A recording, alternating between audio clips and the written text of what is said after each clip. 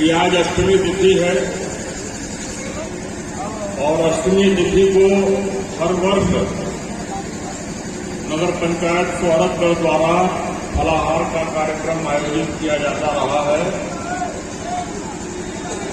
आज इस फलाहार कार्यक्रम के मुख्य अतिथि हमारे सोहरतगढ़ के विधायक जी माननीय विनय वर्मा जी काफी देर तक रहे और जा चुके हैं, क्योंकि उनको विभिन्न कार्यक्रमों में भाग लेना था। सबसे पहले हमारे राजा साहब सोहरतगढ़ यहां पधारे हुए थे, उनको भी पूजा पाठ में भाग लेना था, इसलिए वो भी चले गए। कार्यक्रम की जो आयोजक हमारे नगर पंचायत सोहरतगढ़ की अध्यक्ष महोदया हैं श्रीमती कविता कसौधन जी, श्री रामचंद्र त्रिपाठी जी, ब्लॉक प्रमुख जोगिया श्री त्रिपाठी जी, हमारे शिवपत इंटर कॉलेज के प्रवक्ता और माध्यमिक शिक्षक संघ के जिला अध्यक्ष श्री रामविलास यादव जी और सभी गणमान्य अतिथियों, इस कार्यक्रम में मैं आप लोगों का हार्दिक स्वागत करता हूं, अभिनंदन करता हूं और इस कार्यक्रम के जो संचालक हैं या संयोजक हैं श्री सौरभ गुप्ता जी, उनको मैं भूरी शुभकामनाएं देता हूं, बधाई देता हूं। आप लोगों ने हमारे हिंदू युवा वाहिनी के अनेक सम्मानित पदाधिकारियों से ये सुना कि यह कार्यक्रम या हिंदू युवा वाहिनी का जो श्री गणेश हुआ इस सोहरतगढ़ में वो 2002 से हुआ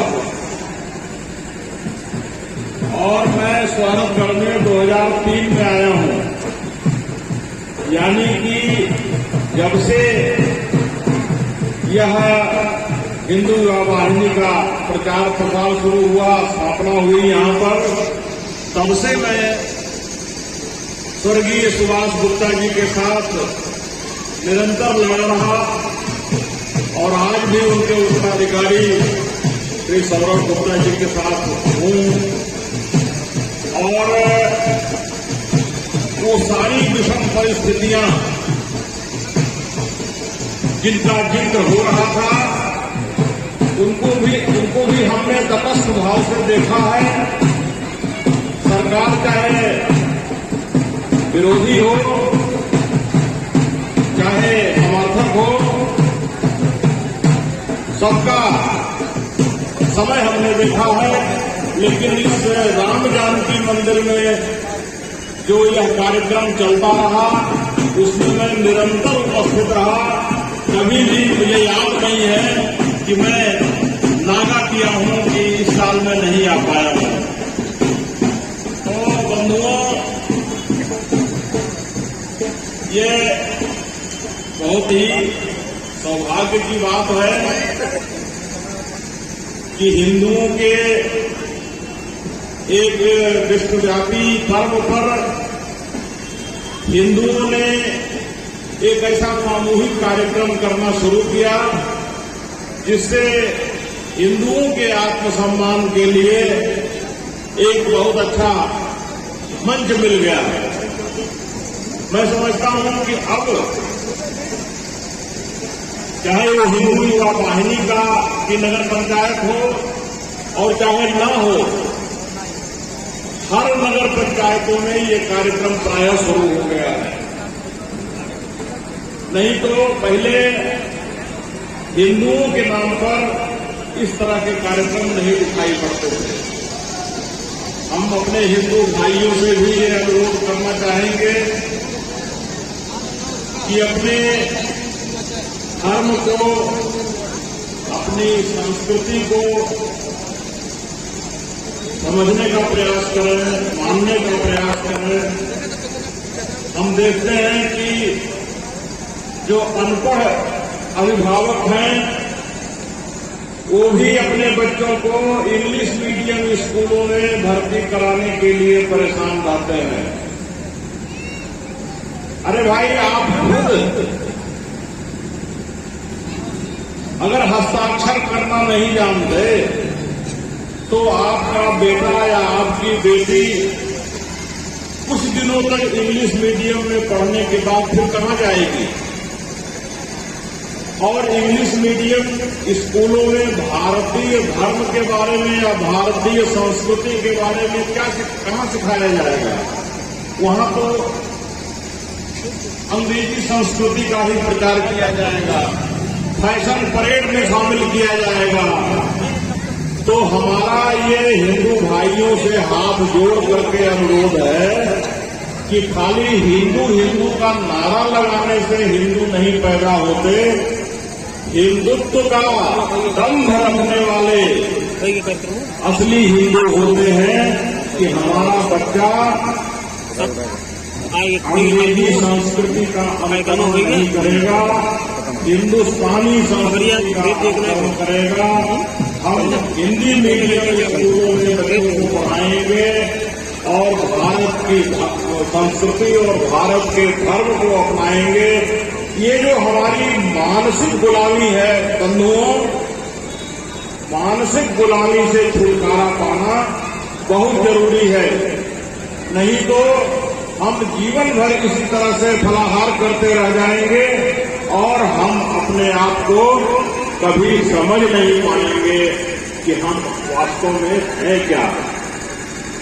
आज बड़े सुख की बात है कि हमारे पास मोबाइल है, हमारे पास गूगल है, हम कुछ भी सर्च कर सकते हैं, कोई भी जानकारी प्राप्त कर सकते हैं। चाहे घर का संस्कार कैसा भी रहा हो, लड़का अगर साक्षर है तो मोबाइल पर वो कोई भी चीज देख सकता है। तो मोबाइल खोल करके भी अपने धर्म के बारे में, अपनी संस्कृति के बारे में, अपने माता पिता की सेवा करनी चाहिए, कैसे व्रत रहना चाहिए, क्यों नवरात्र मनाना चाहिए, क्यों शिवरात्रि मनाना चाहिए, इन सारी बातों को समझना पड़ेगा। आज हम इतना सुधार तो कर गए हैं कि हिंदुओं के बीच में जो जातियां थी, जो छुआछूत था, उससे तो हम मुक्त हो गए हैं और सारे हिंदू मिलके ये कह सकते हैं कि हम हिंदू हैं। इसमें कोई संदेह नहीं है। अब चाहे वो कह लीजिए कि आधुनिकता का असर पड़ गया है कि खान पान में हम कोई भेदभाव करना ही नहीं चाहते, इसलिए हम एक हो गए हैं, या फिर हमारे अंदर ये जागरूकता आई है कि हम अलग अलग रहेंगे तो कमजोर हो जाएंगे, इसलिए हम एक हो गए हैं। तो एक होने के बाद हमको यही समझना पड़ेगा कि हमारा धर्म क्या है, हमारी संस्कृति क्या है, उसके लिए हर तरह का प्रचार करना पड़ेगा। और हमारे इस कार्यक्रम में हमारा नगर पंचायत लगा हुआ है, अदालत लगा हुआ है, उसकी असली मंशा यही है कि हमारा हिंदू भाई इस बात को सोचने के लिए बाध्य हो कि हम हिंदू हैं तो हिंदू की तरह रहें। बहुत बहुत धन्यवाद। और आज के इस शुभ अवसर पर माँ देवी को बहुत बहुत प्रणाम, बहुत बहुत नमन।